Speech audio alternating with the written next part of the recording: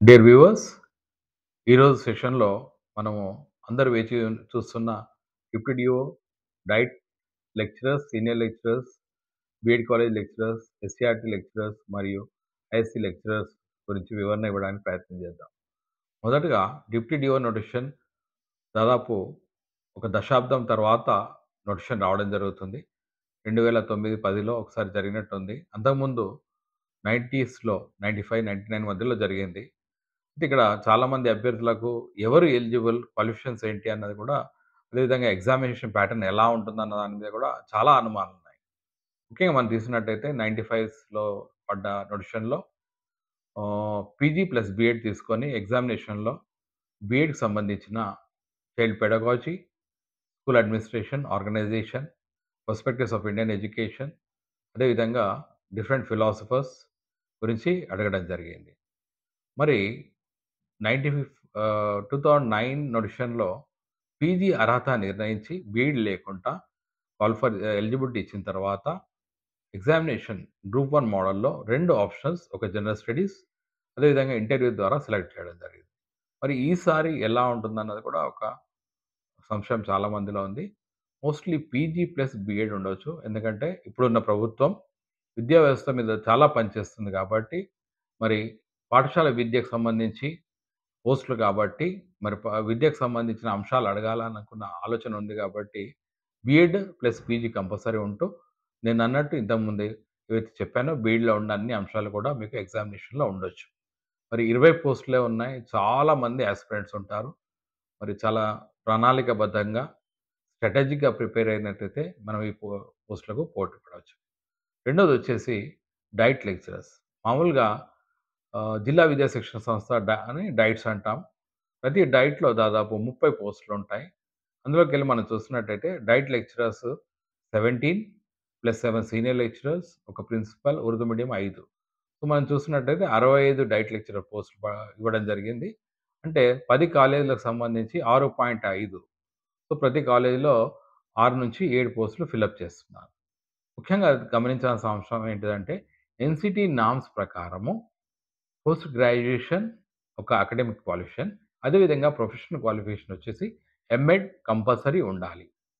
కానీ చాలా సార్లు అందరూ ఏమనుకుంటున్నారంటే బీఈడీ కూడా ఎలిజిబిలిటీ అవుతుంది అని అనుకుంటున్నారు. కానీ ఎన్‌సిటీ నార్మ్స్‌లో ఎక్కడ కూడా teacher training or teacher education సంబంధించి ప్రొఫెషన్‌లోకి రావాలంటే ఎంఎడ్ కంపల్సరీ అనేది మనం ఒకటి గుర్తుంచుకోవాలి.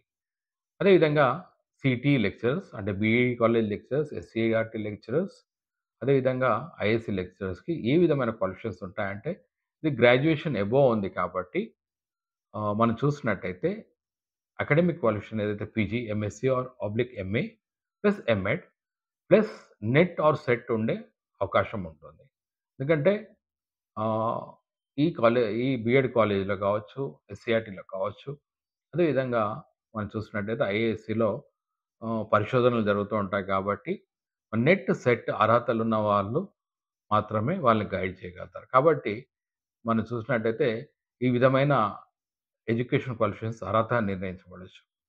ముఖ్యంగా మనం తీసుకున్నట్టయితే ఎంఎడ్ కంపల్సరీ అంటూ ఈ పోస్ట్‌లకు అనుకున్నప్పుడు, మీకు రేపు పొద్దున ఎగ్జామినేషన్‌లో ముఖ్యంగా child pedagogy, school administration organization, అదేవిధంగా perspectives of Indian education, different thinkers, NEP 2020, అతి ముఖ్యమైనది ఏందంటే రిసర్చ్ మెథడాలజీ. ఎంఎడ్ చదివిన ప్రతి విద్యార్థి కూడా డిసర్టేషన్ చేయడానికి రిసర్చ్ మెథడాలజీ అని ఒక పేపర్ ఉంటుంది.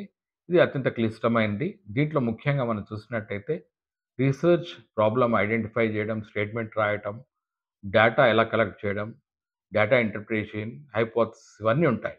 కాబట్టి ఈ అంశం నుంచి చాలా క్వెషన్స్ రావడానికి అవకాశం ఉంటుంది. ఎందుకంటే రేపు పొద్దున బీఎడ్ మరియు ఎస్సీఆర్‌టీ, ఐఏఎస్‌ల అపాయింట్ అయ్యే లెక్చరర్స్ పరిశోధన వైపు చూడాల్సిన పరిశోధనను కొనసాగించాలి. అదేవిధంగా పరిశోధన చేసే విద్యార్థులకు గైడ్ చేయాలి కాబట్టి, ఈ అర్హతలు కంపల్సరీ అవసరం ఉంటాయి కాబట్టి, మరి నెట్, సెట్ అడగవచ్చు.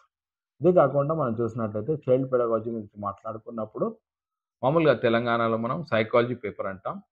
వాస్తవంగా చూసినట్టయితే సీటెట్‌లో చైల్డ్ పెడగాలజీగా తీసుకోవడం జరుగుతుంది. ఆ చైల్డ్ పెడగాలజీనే మళ్ళీ తెలంగాణ టెట్‌లో కూడా సైకాలజీ బదులు చైల్డ్ పెడగాజీగా మనకు చెప్పడం జరుగుతుంది. కాబట్టి మనం చూస్తున్నట్టయితే ఇయన్నీ ఏవైతే సబ్జెక్ట్‌లో మనం చెప్పినట్టు డిఫరెంట్ టాపిక్స్ చెప్పాం గదా! వీటన్నిటి మీద సరైన అవగాహన ఉండాలా. అదేవిధంగా ప్రతి అంశాన్ని కూడా డీప్‌గా చదవాల్సిన అవసరం ఉంటుంది.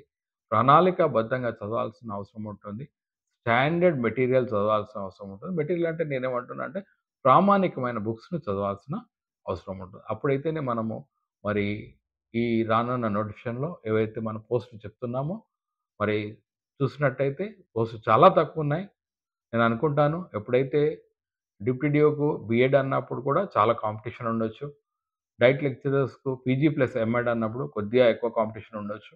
కానీ మనం బీఎడ్ లెక్చరర్స్, ఎస్‌సీఆర్‌టీ లెక్చరర్స్ అదే విధంగా ఐఏఎస్‌సీ లెక్చరర్స్‌కి వెళ్ళినప్పుడు నెట్ సెట్ గాని అంటే కొద్దిగా స్ట్రీమ్‌లైన్ కావచ్చు. కాబట్టి ప్రతి ఒక్కరు కూడా మరి ఈ అంశాలన్నింటిని దృష్టిలో పెట్టుకొని వాటికి సంబంధించిన మెటీరియల్ గ్యాదర్ చేసుకొని పెట్టుకున్నట్టయితే నోటిఫికేషన్ వస్తుంది. ప్రభుత్వం కృత నిశ్చయంతోటుంది. ఏందంటే విద్యా వ్యవస్థలో మార్పులు తీసుకురావాలా, ప్రక్షాళన చేయాలని. కాబట్టి డెఫినిట్‌గా ఈ నోటిఫికేషన్ మరి ఎన్ని నెలల్లో వస్తుందని మనం చెప్పలేం కానీ, మీరు మరి రేపు పొద్దున రేస్‌లో ఉండాలి అంటే డెఫినిట్‌గా you have to start the preparation from this day itself. So, మీ అందరికి కూడా బెస్ట్ ఆఫ్ లక్ చెప్తూ థాంక్ యూ.